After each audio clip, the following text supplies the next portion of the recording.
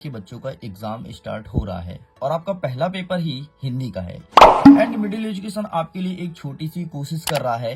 आज से मैं स्टार्ट करूंगा परीक्षा अध्ययन का सीरीज, जिसमें हम पूरा परीक्षा अध्ययन को पढ़ने वाले हैं। लाइव क्लास में आकर के पढ़ेंगे, बाकायदे एक एक चीज को समझेंगे। तो प्लीज आप सारे स्टूडेंट्स को अपने इस वीडियो को शेयर कर दीजिए ताकि वो भी जुड़ जाएं, हमारे साथ पूरा परीक्षा अध्ययन पढ़ें। परीक्षा अध्ययन में जितने भी क्वेश्चंस पूछे गए हैं और जो क्वेश्चन इस बार आने की बहुत ज्यादा संभावना है, उसको हम कवर अप करने वाले हैं। तो मैं आपसे यही चाहता हूं, अगर आप भी बेहतरीन तरीके से एग्जाम में स्कोर करना चाहते हो तो आपको एंड तक बना रहना पड़ेगा एकमात्र यूट्यूब चैनल मिडिल एजुकेशन से। एंड सेशन आपको अगर पसंद आए तो प्लीज कमेंट सेक्शन में जरूर लिखिएगा। देखो, जैसे मैं परीक्षा अध्ययन ओपन करता हूं तो 2025 का परीक्षा अध्ययन है एंड ये रहा हमारा सिलेबस। अकॉर्डिंग टू सिलेबस ही हमें पढ़ना है। सबसे पहले मैं बात करूं क्षितिज भाग 1 मतलब काव्य खंड की, तो यहाँ से 17 नंबर का आएगा। इसके बाद काव्य बोध से आएगा 10 नंबर का। क्षितिज भाग 1 गद्य खंड से आएगा 17 नंबर का।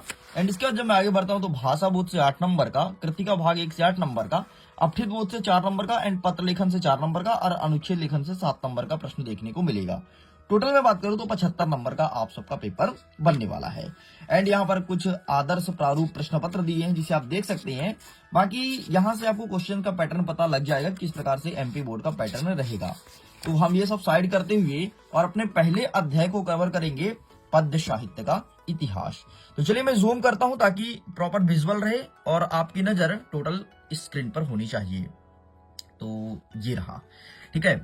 अगर मैं पद्य साहित्य के इतिहास की बात करूं तो यहाँ से ज्यादा नहीं 3 नंबर का प्रश्न देखने को मिलेगा। एक आपको 2 नंबर का प्रश्न रहेगा और एक क्वेश्चन रहेगा 1 नंबर का, बहुत छोटा है। तो चलिए हम देख लेते हैं कौन कौन से क्वेश्चंस आएंगे। सबसे पहले आपको ये पता होना चाहिए कि पद्य साहित्य के इतिहास को कितने भागों में बांटा गया है। तो ध्यान रखना, पद्य साहित्य के इतिहास को 4 भागों में बांटा गया है: आदिकाल, भक्तिकाल, रीतिकाल और आधुनिक काल। बस इन 4 भागों में बांटा गया है। इनका टाइम पीरियड पढ़ने की जरूरत नहीं है, केवल आप ध्यान रखना कि कितने कालों में बांटा गया है। तो आदिकाल, ठीक है, फिर आया भक्तिकाल, फिर आया रीतिकाल और फिर आया आधुनिक काल। अब मैं अगर आदिकाल की बात करता हूं, आदिकाल को वीर गाथा काल के नाम जानते थे। मतलब इस टाइम की जो रचना होती थी ना, वो वीर वाली रचना होती थी। जैसे बुंदेले हर बोले मुंह से हमने सुनी कहानी थी, खूब लड़ी मर्दानी वह तो झांसी वाली रानी थी। इस प्रकार से रचनाएं होती थी। मतलब इस टाइम पे बहुत ज्यादा लड़ाई वगैरह चलती थी, तो अंग्रेज को भगाने के लिए जो हमारे यहाँ की वीरांगनाएं थी या फिर जो हमारे यहाँ के देशभक्त व्यक्ति थे, उनके ऊपर ज्यादातर रचना होती थी। इस चीज को ध्यान रखिएगा। आगे बढ़ते हैं, अब आता है भक्तिकाल, जिसे पूर्व मध्यकाल के नाम जानते हैं। भक्तिकाल आते आते वीर गाथा काल से अब लोगों की रचनाएं कम कर दिए, क्योंकि बहुत सारी रचना हो गई थी, तो भक्ति पे रचना प्रारंभ कर दी। जैसे कृष्ण जी के बारे में आपने मीरा को पढ़ा होगा, ठीक है, और सूरदास जी के बारे में पढ़ा होगा आपने। तो ये सब भक्ति प्रधान रचनाएं करते थे। तो ये सब आता था भक्तिकाल में। आगे बढ़ते हैं, रीतिकाल मतलब उत्तर मध्यकाल। अब इस टाइम की जो रचनाएं होती थी, ये भक्ति काल को भी धीरे धीरे पीछे छोड़ते गए और रीतिकाल में श्रृंगार वाली रचना होने लगी। मतलब प्रेम पूर्वक वर्णन होने लगा। भाई नायक नायिका के प्रेम का वर्णन हो रहा है, मिल रहे हैं, प्रेम कर रहे हैं, उनका वर्णन है। अगर वो बिछड़ रहे हैं, जिसे तुम आज के प्रादेशिक भाषा में ब्रेकअप कहते हो, इसके बारे में वर्णन है। तो ये सब वर्णन रीतिकाल में होती थी। अगर मैं बात करता हूँ आधुनिक काल, मतलब आजकल की जो रचनाएं हैं, तुम तो देखते हो ना, आजकल की रचना कुछ समझ ही नहीं आता है, एक अलग ही चल रहा है, सिर्फ वो गाना है। बाकी जो रचनाएं हैं, रचनाएं आज भी हिंदी साहित्य को ध्यान में रखते हुए की जाती है। मतलब जो आधुनिक काल की रचना है वो हर प्रकार से हो रहा है, चाहे आपका श्रृंगार हो, मतलब प्रेम वाला हो, या फिर वीर वाला हो, या फिर ओज वाला हो, हर प्रकार की रचनाएं वर्तमान में देखने को मिलती है। तो इस प्रकार से 4 भागों में बांटा गया। ये 4 भाग आप ध्यान रखिएगा। अब हमसे प्रश्न क्या पूछेगा कि भक्ति काल की प्रमुख विशेषता बताइए, ये प्रश्न पूछेगा। तो भक्ति काल को हमने यहाँ पर देखा, हमने आपको कुछ चीज बताया है। जैसे भक्ति काल में जितनी भी रचना होती थी, सब भक्ति भाव को लेकर के होती थी, मतलब भगवान के ऊपर लिखा जाता था। तो देखो ना, भक्ति भाव की प्रधानता है ना, भक्ति परक रचना होगी। दूसरा देखो, इसमें मैंने कई सारे कवि का नाम लिया, जैसे सूरदास बोला था, मैंने तुलसीदास बोला था, मीरा बोला था। तो इस काल पे जितने भी रचनाकार हुए हैं, ध्यान रखना सूरदास वगैरह, ठीक है। और यहाँ पर देख सकते हो ये लिखा है यहाँ पे रचनाकार का नाम। इसके बाद इस टाइम पे जो रचना हुई थी वो धर्म के आधार पर, जाति के आधार पर साहित्यिक विधाओं एवं काव्य स्वरूप में समन्वय की भावना है। मतलब इस टाइम पे जो रचना होती थी जाति और धर्म के आधार पर होती थी, है ना, कि कोई हिंदू है, हिंदू वाला लिखिएगा कहानी, और कोई मुस्लिम तो मुस्लिम वाला लिखिएगा। इस प्रकार से रचना होती थी। साथ ही जीवन को आदर्श प्रदान यथार्थता से जोड़ना, मतलब इस टाइम के लोग अपने जिंदगी को यथार्थता मतलब भगवान को समर्पित कर देते थे और समर्पित होकर के रचना लिखती थी। तुमने मीरा को पढ़ा होगा, मीरा ऐसा मानती थी कि हमने भगवान श्री कृष्ण को अपना पति बना लिया है। अब बताओ, क्या किसी इंसान का पति भगवान हो सकता है? लेकिन उन्होंने पति बना लिया था, उन्होंने शादी भी कर लिया था। इवन कृष्ण भगवान के साथ वो रहती थी और सारे दैनिक क्रियाएं उन्हीं के साथ करती थी, जैसे एक पत्नी पति के साथ करता है। ठीक, तो ऐसा वो मानती थी। तो इस प्रकार से आपको लिखना है, केवल 3 पॉइंट याद रखना, जिसको मैंने टिक किया है। ये आपका पहला पॉइंट, ये रहा दूसरा पॉइंट एंड ये रहा तीसरा पॉइंट। इसके अलावा और अगर बेहतर या सरल तुम्हारे पास पॉइंट है, आप उसे मेंशन कर सकते हो। चलो आगे बढ़ते हैं। नेक्स्ट दूसरा प्रश्न जो हमारे एग्जाम में आएगा, वो प्रश्न क्या है कि भक्ति काल को हिंदी साहित्य का स्वर्ण युग क्यों कहा जाता है? अरे यार, तुमको पता है ना, व्यक्ति कितना भी आडंबर कर ले, दिखावा कर ले, अंतिम में उसे ये भक्ति के साथ जुड़ना ही पड़ता है। अभी यार तुम खुद छोटे हो, अभी तुम्हारी उम्र है पढ़ाई की, तुम खुद देखना, जैसे जैसे तुम्हारा उम्र ढलेगा और तुम्हारा एज 50 या 50 के प्लस होगा, तुम ऑटोमेटिक भक्ति में लीन हो जाओगे। कुछ बच्चे तो अभी से भक्ति में लीन होते हैं, है ना। तो भक्ति में ही आपको संतुष्टि है, इसलिए भक्ति काल को स्वर्ण युग कहा गया है। अब आगे हम पढ़ते हैं कैसे। भक्ति काल में कबीर, तुलसी, सूरदास, मीरा आदि महान विभूतियों का विभाव हुआ है। इनकी अमृतवाणी से जन सामान्य को अभूतपूर्व शांति और सुख का अनुभव हुआ है। मतलब ये जो अमृतवाणी अपना बहुत मीठे मीठे स्वर निकालते थे, तो सबको शांति का अनुभव प्रतीत होता था। इस काल का साहित्य अनुपम एवं आदर्श है। जिस युग में कबीर, जायसी मतलब मलिक मोहम्मद जायसी, ठीक है, जिन्होंने पद्मावत लिखा था, तुलसी, सूर्य जैसे प्रसिद्ध कवियों और महात्माओं की अमृतवाणी उनके अंतःकरण से निकल करके देश के कोने कोने में फैली। मतलब इस टाइम की जो रचनाएं होती थी, वो जो जिन कवि को मैं नाम लिया हूं, उनके आत्मा से सब चीजें निकलती थी और ये लिखते थे और देश के कोने कोने तक फैलाते थे। लोग जब इन्हें पढ़ते थे उन्हें बहुत शांति अनुभव होता था। इसलिए भक्ति काल को हिंदी साहित्य का स्वर्ण युग कहा गया है। बस इतना आपको ध्यान रखना है। चलिए आगे बढ़ते हैं। कभी कभी जब कभी तुम्हारे एग्जाम में डेप्थ में आता है ना, तो ये पूछ लेता है कि निर्गुण और सगुण क्या है। तो देखो, निर्गुण का मतलब होता है निराकार ब्रह्मा पर विश्वास, मतलब ऐसे भगवान जिसका कोई आकार नहीं है। जैसे तुमने मुस्लिम धर्म में देखा होगा, ऐसे कहते हैं अल्लाह तो है, लेकिन अल्लाह को कभी किसी ने देखा नहीं, उनका कोई आकार नहीं है, तो उसे हम निर्गुण में कह सकते हैं। लेकिन अगर मैं सगुण की बात करूं, तो ऐसे भगवान जिनका आकार है, जैसे हमारे हिंदू धर्म के सभी देवी देवता है, इनका आकार है भाई, इन पर हम विश्वास करते हैं, आस्था करते हैं, इसे हम सगुण में रख सकते हैं। बाकी यहाँ पर नाम देख सकते हो, बाकी एग्जाम में ज्यादा डेप्थ में क्वेश्चन नहीं आएगा।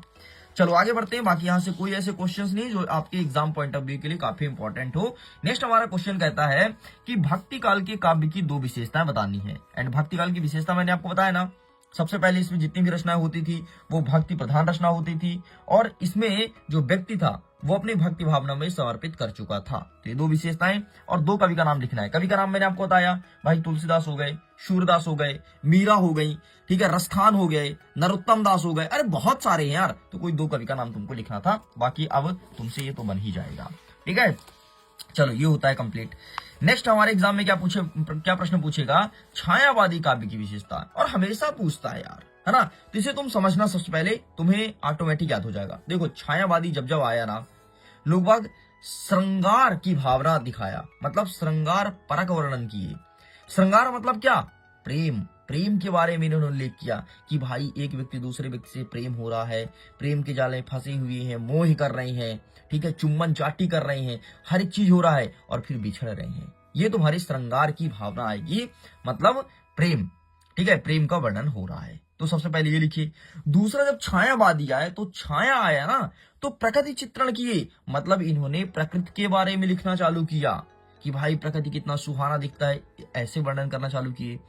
तीसरा, जब छायावादी आए तो नारी के प्रति प्रेम जागृत हुआ, है ना, नारी के प्रति प्रेम की भावना, मतलब नारियों के बारे में लिखना प्रारंभ किए। इसके पहले नारी के बारे में कभी लिखते नहीं थे, लेकिन छायावादी जैसे उन्होंने लिखना प्रारंभ किया। तो 3 पॉइंट याद रखना, सबसे पहले श्रृंगार की भावना, दूसरा प्रकृति चित्रण, और तीसरा नारी के प्रति भावना। बस ये तीनों पॉइंट आपको ध्यान रखनी है।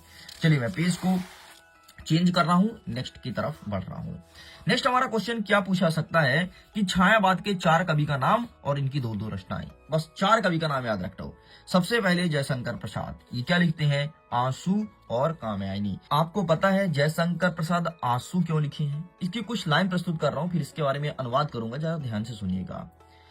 इस करुणा कलित हृदय में अब विकल रागिनी बजती, क्यों हाहाकार शरों में वेदना असीम गरजती, आती है शून्य क्षितिज से, क्यों लौट प्रतिध्वनि मेरी, टकराती विलखाती सी, पगली सी देती फेरी। देखो यार, जयशंकर प्रसाद के घर में ना इनके पिताजी, इनकी माताजी, इनका बड़ा भाई और ये हुआ करते थे। जब ये छोटे थे ना, छोटे में ही माता और पिता का देहांत हो जाता है। जयशंकर प्रसाद को बड़ा झटका लगता है, लेकिन जैसे तैसे करके सरवाइव करते हैं, आगे बढ़ते हैं। कक्षा 12वीं की पढ़ाई पूरा करते हैं ना, जैसे ही कंप्लीट होती है इनके बड़े भैया का देहांत हो जाता है। बताओ कितनी बड़ी बात है यार। माता पिता का जाना, फिर थोड़ी बड़ा होना, 12वीं पढ़ाई कंप्लीट हो तो बड़े भाई का चले जाना, अब घर में अकेले बसते हैं यार। टूट गए थे पूरी तरह से जयशंकर प्रसाद, टूट गए। बोले चलो ठीक है यार, खुदा का नहीं मंजूर था, मेरे घर वालों को उठा लिया है, ठीक है हम आगे अपना जीवन व्यतीत करते हैं। जैसे ही शादी करते हैं, जिम्मेदारियां पूरी इनके ऊपर होती है, ये शादी करते हैं। शादी करने के बाद 6 माह बाद इनकी पत्नी का देहांत हो जाता है। भाई और टूट गए कि भगवान कर क्या रहा है हमारे साथ। एक और शादी करने का निर्णय लेते हैं, 1 साल बाद एक शादी करते हैं, पुनः 6 माह बाद उस पत्नी का भी देहांत हो जाता है। बताओ किसी व्यक्ति के साथ अगर ऐसा हो तो क्या बीतेगा। आप खुद इमेजिन करोगे कि अगर आपके आस पड़ोस किसी व्यक्ति के साथ ऐसा हो तो उसके दिल में क्या बीतेगा। ये फिर भी नहीं टूटते हैं यार, फिर भी अपने आप को साहस बांधते हुए तीसरी शादी करने का प्रण लेते हैं। और जैसे ही तीसरी शादी करते हैं, तीसरी पत्नी का भी देहांत हो जाता है। ये पूरी तरह टूट चुके होते हैं उस वक्त, क्योंकि इन्होंने 6 लोगों को खोया। जो भी इनसे जुड़ते थे सब इनसे दूर हो जाते थे। तब ये आंसू लिखते हैं, इससे करुणा कलित हृदय में क्यों विकल रागिनी बसती। तब जाकर के आंसू रचना की है। इस पर मैं एक पूरा वीडियो बनाया हूँ। डिटेल वीडियो देखने के लिए लिंक डिस्क्रिप्शन बॉक्स में है, देखना जरूर। ठीक है, आगे बढ़ते हैं तो सूर्यकांत त्रिपाठी निराला इनका अनामिका है। बाकी सुमित्रा नंदन पंत बाणी और युगधार लिखते हैं। महादेवी वर्मा क्या रश्मि लिखती हैं। इस चीज को पढ़ लेना। ठीक है, नेक्स्ट हमारे एग्जाम में पूछेगा कि नई कविता की प्रमुख विशेषता बताइए। नई कविता मतलब जो आज की कविता है। आपको पता है ना, नई कविता है मतलब नए नए चीजों का प्रयोग होगा, कई प्रकार के रसों का प्रयोग हुआ। तो सबसे पहले क्या लिखोगे? नवीनता का प्रयोग। दूसरा क्या लिखोगे? देखो आज के युग में लोग क्या करते हैं, एक दूसरे को देख नहीं सह पाते, है ना। कंपटीशन इतना भरा पड़ा है ना कि अगर तुम्हारे चाचा का लड़का आगे बढ़ेगा तो तुम उसे जलने लगोगे अंदर ही अंदर। तो इस प्रकार की रचना जो कहलाती है वो व्यंग प्रधान रचना कहलाती है। मतलब लोग बाग व्यंग मार मार के किसी के बारे में बोलते हैं, है ना। डायरेक्ट तुम्हारे सामने आकर के तारीफ करेंगे, लेकिन तुम्हारी पीठ पीछे बुराई करेंगे, फिर तारीफ भी करेंगे तो दूसरे टोन पे बात करेंगे। ठीक है, तो व्यंग प्रधान रचनाएं होती थी, इस चीज को ध्यान रखिएगा। पहला क्या रखोगे? नवीन प्रयोगों में नवीनता। दूसरा व्यंग प्रधान रचना। तीसरा लिखोगे नए बिंब की खोज की है, मतलब नए नए चीजों का आविष्कार हुआ है नई कविता में। बस इतना आपको ध्यान रखना है। नई कविता के कुछ कवि का नाम भी पता होना चाहिए, जैसे भवानी प्रसाद मिश्र, कुंवर नारायण, दुष्यंत। केवल 2 कवि का नाम याद रखना, उनकी रचना तुमको पता होना चाहिए। जैसे कुंवर नारायण का ध्यान रख लो, चक्रव्यूह है और आमने सामने है। इसका दुष्यंत कुमार का याद रख लो कि सूर्य का स्वागत या फिर आवाजों के घेरा। बस 2 चीज याद रख सकते हो, बाकी तुम्हारा पूरा होता है कंप्लीट। अब आइए कुछ क्वेश्चंस को देखते हैं, कितना सही कर पाते हो आप। पहला प्रश्न कहता है वीर गाथा काल के श्रेष्ठ महाकाव्य का नाम क्या है? बताओ वीर गाथा काल का श्रेष्ठ महाकाव्य क्या है? क्या पद्मावत है या फिर पृथ्वीराज रासो, साकेत या रामचरितमानस? अब बोला है देखो वीर गाथा काल, कैसे समझोगे भाई? वीर गाथा काल बोला है मतलब इस टाइम पे जो रचना होती थी वो जोश पूर्वक, ओज पूर्वक वर्णन होती थी। तो साकेत बहुत सिंपल सा वर्णन है, ठीक है। रामचरितमानस भगवान रामचंद्र जी के बारे में लिखा गया है। पद्मावत इसमें रानी पद्मावती के बारे में लिखा गया है। एंड पृथ्वीराज रासो इसमें पृथ्वीराज चौहान के बारे में लिखा गया है। तो इसका सही आंसर होगा वीर गाथा काल के श्रेष्ठ महाकाव्य पृथ्वीराज रासो हो जाएगा। बस इतना लिखेंगे। नेक्स्ट हमारा कह रहा है प्रेम मार्ग शाखा के प्रतिनिधि कवि। प्रेम मार्ग शाखा मतलब देखो यहाँ पर जितने भी कवि है ना, सब प्रेम पूर्वक ही वर्णन करते थे। लेकिन प्रतिनिधि मतलब जो इसका नेतृत्व करे, तो इसका सही आंसर हो जाएगा आपका जायसी, अर्थात मलिक मोहम्मद जायसी। बस इतना लिखना है। नेक्स्ट कहता है हिंदी साहित्य का स्वर्णिम युग माना गया है। किसे माना गया है? मैंने भी आपको बताया कि हिंदी साहित्य का स्वर्णिम युग भक्ति काल को कहा गया है, क्योंकि इसमें जो रचनाएं होती थी लोगों के सीधे दिल को छूती थी। तो इसका सही आंसर भक्ति काल लिखना है। बाकी यहाँ से कोई क्वेश्चन ऐसा नहीं है जो तुम्हारे अकॉर्डिंग बहुत टफ लगे, मैंने सब कुछ बढ़ा दिया। आओ एक क्वेश्चन और देख लेते हैं।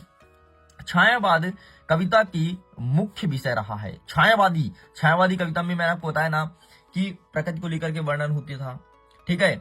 और इसमें क्या होता था, छायावाद में लोग बाग नारियों को सम्मान देते थे, इस प्रकार से वर्णन होती था। तो प्रकृति चित्रण यहाँ पर पहले ही मिल गया, तो बस इसे टिक कर दो, इतना टफ भी नहीं है, ठीक है। इस प्रकार से आपका ये होता है कंप्लीट।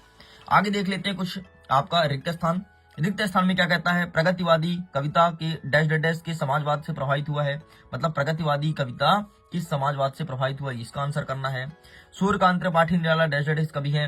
ये किस टाइम के कवि हैं निराला जी? मैंने आपको बताया था निराला छायावादी कवि हैं, क्योंकि इनकी जितनी रचनाएं होती थी ये प्रकृति को लेकर के रचना होती थी। इस प्रकार से क्वेश्चन को प्रिपेयर कीजिएगा। बाकी यहाँ से आपका जो क्वेश्चन बनेगा वो केवल वस्तुनिष्ठ वाला बनेगा और 2 नंबर का यहाँ से बनेगा। इस प्रकार से ये होता है कंप्लीट। वीडियो आपको कैसा लगे कमेंट सेक्शन में लिखिएगा जरूर। खुश रहिए, पढ़ते रहिए, मुस्कुराते रहिए। जल्दी मिलेंगे नेक्स्ट पार्ट के साथ। Bye bye.